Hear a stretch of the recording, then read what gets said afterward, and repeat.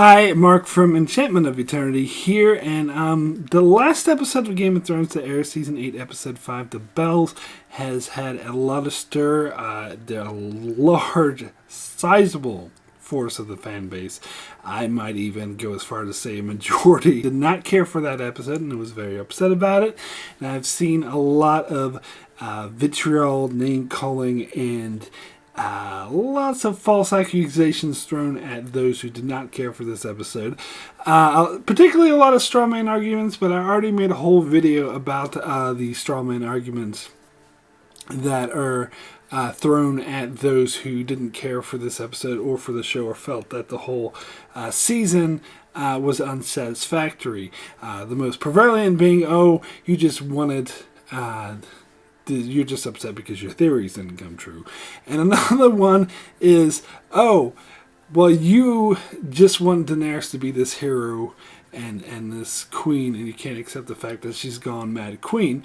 And that is a straw man argument, because that's not true. Many of us, I would say the vast majority of us, who are upset with this episode, could in fact accept Dany as the Mad Queen. In fact, I've seen a lot of people hyper focus on Daenerys and not even focus on the rest of the episode, or are legitimate complaints about how things, the writing was rushed, things were inconsistent, things didn't add up, like the fact that the Scorpion Ballistas were super effective in episode 4 and all of a sudden they sucked and couldn't shoot for shit in episode 5.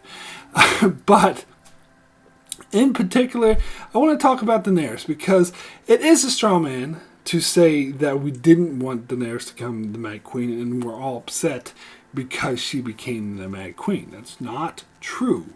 Vast majority of us, every opinion I've seen, and including my own, would be okay with her doing what she did in this episode, becoming the Mad Queen, if it was done properly. The fact that it was not done properly, and the fact that it seemed to come out of left field, and it seemed completely out of character for her, was definitely the issue, not all those other straw mans that people like to throw. So, to illustrate that, I would like to present 3 scenarios in which they could have done Daenerys as the Mad Queen that I think would have worked. I think would have been good writing, and I personally would have been satisfied with, and I think a majority of the people who are upset now would probably be satisfied with it as well. Although I may be proven wrong in the comments, but let's find out. Anyway, so I'm going to set certain rules for myself, because a lot of people point out that Season 7 and Season 8 were both extraordinarily rushed, and with all the issues and problems with the previous episode is pretty much all result with that we've been getting bad episodes of Game of Thrones ever since the end of Season 7. Started with Season 7, Episode 5. But for the purpose of this video, I'm going to assume that every single episode up to Game of Thrones Season 8, Episode 3 is locked and done. Like, I can't change those, I can't affect those. They're done and over with, and I have to come to the exact same ending by Episode 5 of Daenerys being the Mad Queen and committing genocide and killing just as many people, doing just as much damage to King's Landing. So I had to get from point A, the end of Episode 3, to point B, the end of Episode 5, with Daenerys totally destroying King's Landing and committing genocide and killing a lot of people. I think it could be done. I thought of 3 particular scenarios in which I feel this could possibly be done. So, and that's very important, is that I'm not allowed to lessen the damage that she did. But I will make changes to Episode 5, and in one case I will make a bit of change to Episode 4 as well, because that was leading up to Episode 5. But everything up to, Season 8, Episode 3 is untouchable. Now, because it's pretty apparent to me that George R.R. Martin gave this note to Dan and Dave that Daenerys was going to do this by the end of the season, because we know George R. R. Martin gave Dan and Dave like the vague outline of where he wanted the ending to be, and I think it's very likely, almost deadpan certain, that this was one of the notes that George R. R. Martin gave them, which is why I'm not upset that Daenerys went mad. I'm upset at the crappy way it was accomplished. And once the novels do come out, if they ever do, which I hope they do, then I'm pretty certain that I will like what George comes up with. But just looking at the show itself, judging the show, I thought of 3 scenarios that Dan and Dave could have done, and it would have been in keeping with Daenerys' character, and I would have liked it. So let's start with scenario number 1, collateral damage. So this is something a lot, and I mean a lot of people pointed out, is so everything that happened in episode 4 and episode 5, I'm keeping up to the point that the bell started ringing in King's Landing when to surrender, and Daenerys doesn't accept that surrender, and she gets very upset, and she starts to fly off on Drogon, and this is where things are going to change in my version. Instead of flying around King's Landing, killing civilians at random, when she's mad at Cersei, mind you, and she's leaving Cersei alone, and instead killing civilians who did nothing to her, which makes 0 sense. Instead of that happening, she's going to fly directly to the Red Keep to kill Cersei. And this is something a lot of people have noticed, is why did she not fly to the Red Keep and kill Cersei? Now again, in all these scenarios, Daenerys is still going to be the Mad Queen. She's still going to kill tons of innocent civilians. And one thing I want to make clear is in all these scenarios, it's unforgivable. I'm not saying that Daenerys will be justified in any of these versions. She's going to be completely unjustified just as much as she was in the actual episode, but it will be on her character. That will be the major difference. So anyway, so she goes directly to the Red Keep to try to kill Cersei, and in the process of burning down the Red Keep, she's going to kill hundreds of innocent civilians. Innocent civilians did nothing for her, but she's not going to care because it's all collateral damage. However, most people will bring this up, and a lot of people have brought that up. Most people will stop there. I'm not going to stop there. I'm going to take it further, because remember, I have to get to the point where she burns the entirety of King's Landing, just like she did in the episode.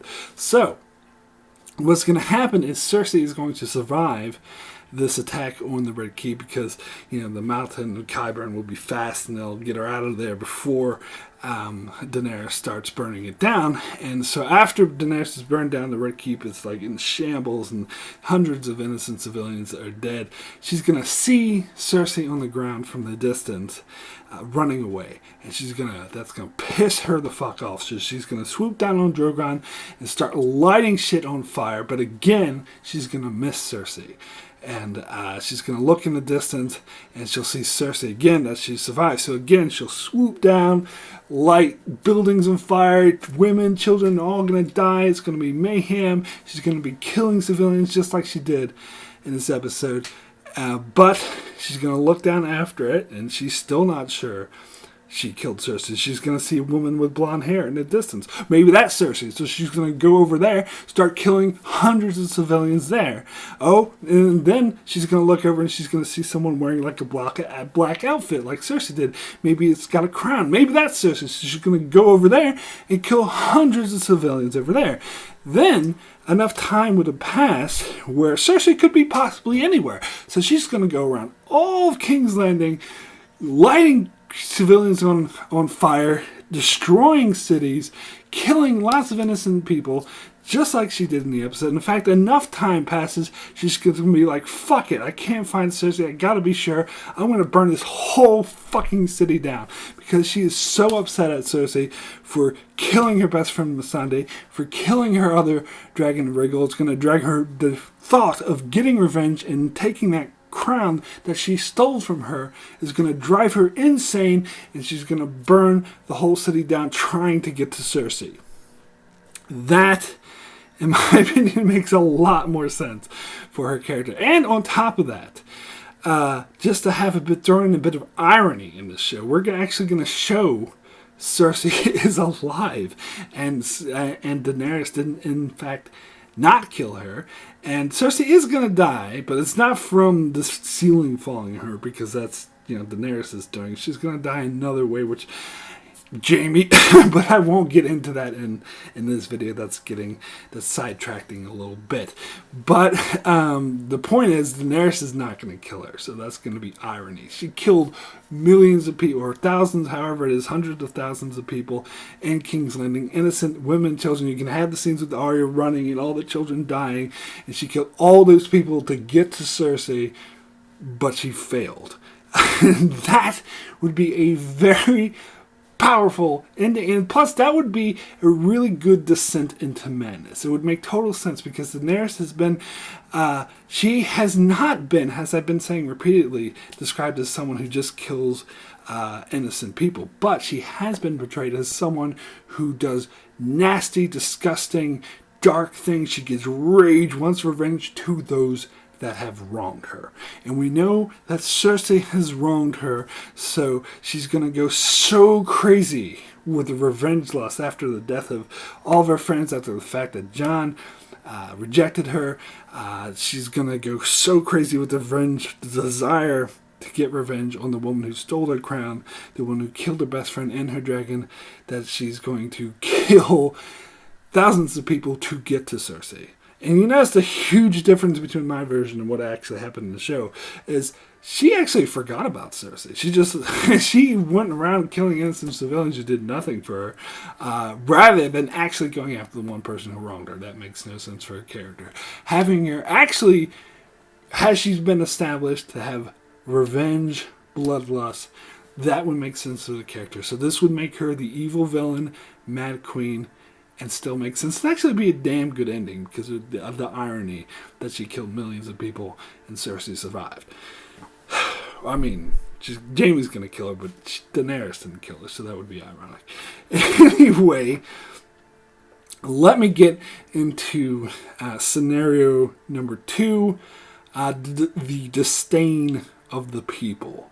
So this scenario is a bit more simple. So again, everything's all the same up until the bells start ringing. What happens in this version, the Lannister soldiers are going to throw down all their weapons, and the bell's going to ring. The people are going to surrender, but you're going to hear a lot of vitriol. A lot of the civilians are going to be yelling shit. Foreign invader, get out of here, bitch. We don't want you here. And they're going to start throwing shit at her. And there's going to be mass riots of people upset at her and throwing shit and calling out her name. And get out of here. We don't want you here. And shit like that. So that's going to drive her mad. So the people directly will be rejecting her. Now, and that's it. That's pretty much it. And then she goes around killing them, and everything else happens the same. She destroys the city and takes her focus away from Cersei. So to me, that would actually justify why she took her focus away from Cersei and started focusing on the civilians, because they're the ones now that are rejecting her. Now, a lot of people who try to justify the ending as it is will say, well, the difference between here and Slaver's Bay is in Slaver's Bay, they all loved her, and in Westeros, they rejected her. And the only way she thinks, she feels alone because Jon rejected her, all her survivors, or all her advisors and friends are dead except for Grey Worm, so she feels the only way she can rule Westeros is through fear. So, but I don't think that comes off enough in the episode. I think if that's the excuse you're going to give for her to totally abandon Cersei and start killing innocent civilians, something she's established not to do, that's not strong enough. You need to make it stronger. You need to make it more believable. And the way to do that is to actively show the people of King's Landing rejecting her, so she does. So it's a lot more clear why she's turning on the people specifically instead of going after Cersei, because this is disgusting. She lived her whole life to get to this point, to be a benevolent ruler, to stop this, cycle of the little man being ruled and put down and crushed by the system of the rich and powerful. And she's done so much, she's sacrificed so much, she's been through so much to get to this point. And here these ungrateful shits are just throwing food at her. They're yelling at her. How fucking dare they? And she goes mad with crazy and starts killing them all. Makes a lot more sense to me than what happened in the actual episode. And I would say that fits in her character. Anyway, let me go with scenario number 3. You killed Riggle, you bastard.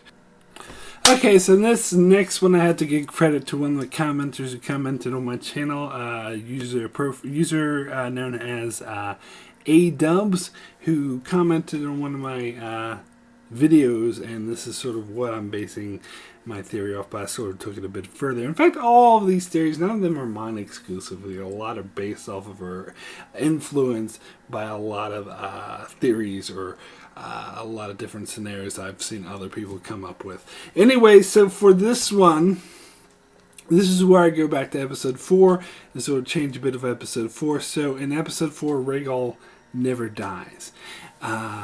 So the whole thing with like Euron showing up and going ha-ha with the scorpions and killing Riggle so easily doesn't happen. I mean, you could say in my version, let's say that Daenerys is off somewhere else with their dragons and Grey Worm and the fleet arrive and Euron shows up and destroys the fleet and they take Missandei captive and they kill Missandei. So all that still happens, but Riggle's still alive. So this fixes problems with the scorpion ballistas, first of all, so that way you don't have, like, because this one, it's a huge fault. It's not just, oh, this is a tiny little thing. No, it's a huge fault, in my opinion, in the episode, that the ballistas were, like, super effective in episode 4. Like, you know, sniper level, boom, take out this dragon. Oh my god, it's, like, such a huge feat, and then the next episode, they're completely useless. I mean, you have more ballistas. Euron's fleet is much bigger. They have all these different angles, and freaking all the scorpions are all these different directions on the wall, so it makes zero sense that they weren't able to kill Drogon in this episode. In fact, like when Drogon was sitting there like hovering over the scorpions killing them, I was wondering why the other scorpions from a different angle weren't killing him. I mean, they had a clear shot, a much clearer shot, one could argue, than Euron had with Rhaegal. I mean, they could have easily killed him, but my version would make more sense because, first of all, the scorpions were never shown to be so invincible in the first place. Secondly, they could have Rhaegal on one side and Drogon on the other, destroying the scorpions in sequence. That way it would explain why the other scorpions weren't killing them, because they didn't have a clean shot because they were being destroyed by Rhaegal. So, other than that, though, the episode's going to play out exactly the same up until we get to that moment where the bells start ringing and the whole city surrenders. So what happens this time is Daenerys is she's gonna be happy. She's gonna be, I finally won. I can rest. She has every intention of listening to Tyrion to let them go, to stop the attack because they have surrendered. You even see her sort of sigh a breath of relief, and then out of nowhere, boom, scorpion bolt comes out of nowhere, hits Rhaegal in the stomach, boom, another scorpion bolt comes out of nowhere, hits him in the head, boom, another scorpion bolt comes out of nowhere, hits her in the neck. Now, she had left a few scorpions standing because she saw that the Lannister soldiers abandoned them, so she thought, well, there's no reason to destroy it. She thought that she completely won, they weren't a threat. But she looks over to these scorpion bolts and she sees a group of civilians on there operating them. They had just killed Riggle. Now, you can even foreshadow this in this episode. This is the kind of thing that, like, seasons 1 through 4 used to do, where you could foreshadow, you could follow this group of, like, these badass hero types who, like, oh, I hate this foreign queen. What the fuck is she doing invading our city? If I see her, I'm going to kill her. And they want to be heroes, and they think they're badasses. And and so when they see these abandoned scorpions and they see they got a clear shot of the dragon, they think they're all badasses and they're really just idiots, and they go up there and they kill Rhaegal because she was caught off guard. She had her guard down. She thought the door was surrendering. She thought that the fight was over. So when she sees this, she looks over, and at first she's in shock. She can't believe her eyes. She can't believe that one of her children was just killed. And she looks over, and she sees, these ragtag group of civilians on the Scorpions. So the first thing, she flies over there like immediately, and they try to reload to kill Drogon, but of course they're too slow, and she goes over, roasts them alive, and kills all of them.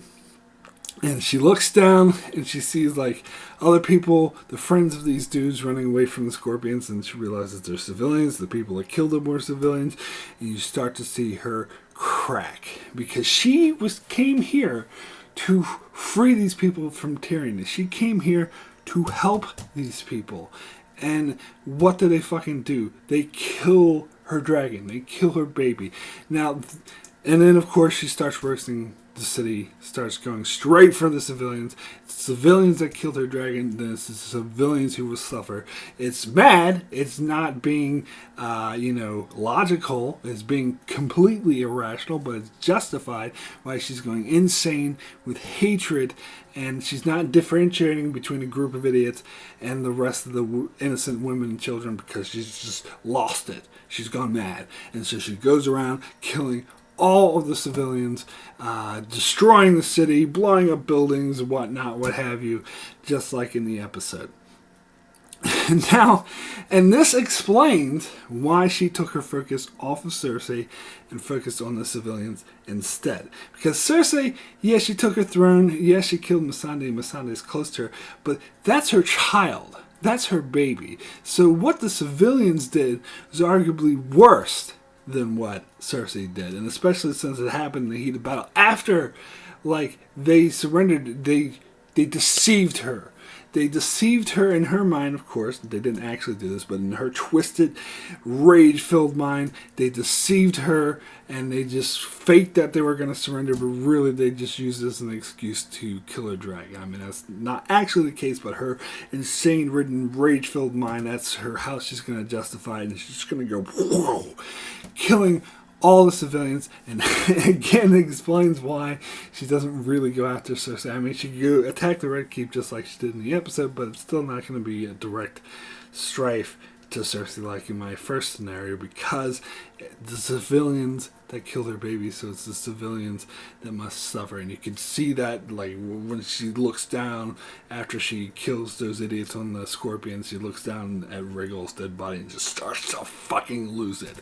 That I 100% buy. I think that makes total sense for her character. In fact, a lot of people have been talking about how Daenerys has had a dark side, and it's been foreshadowed ever since season 1, which is absolutely true. She does have a dark side, but she also has a light side, and it's almost another video pointing out very smartly that's almost like a duality. It's like she wants to be seen as a hero. She wants to help people. She could have, left Slaver's Bay, went back to King's Landing, and get to her rightful throne, but she refused to. At great cost to her, she refused to, because she would not abandon the people, the slaves that loved her. But instead, she gets to this point where she suffered through all this shit to get to this point, and what do these ungrateful ingrates do? They kill her child. Fuck them. I'm going to kill them all. Again, totally not justified. I'm not saying she's justified. I wouldn't say I would cheer her on. Fuck no. This is awful. She's definitely evil. This is madness. You could play it the same way, but it makes sense for her character. You can see her train of thought, her twisted train of thought after everything she's everything she suffered through, the loss of Jorah, the loss of all this, and all of a sudden the very people she came to save killed her child. Oh, fuck that shit. They're all dead.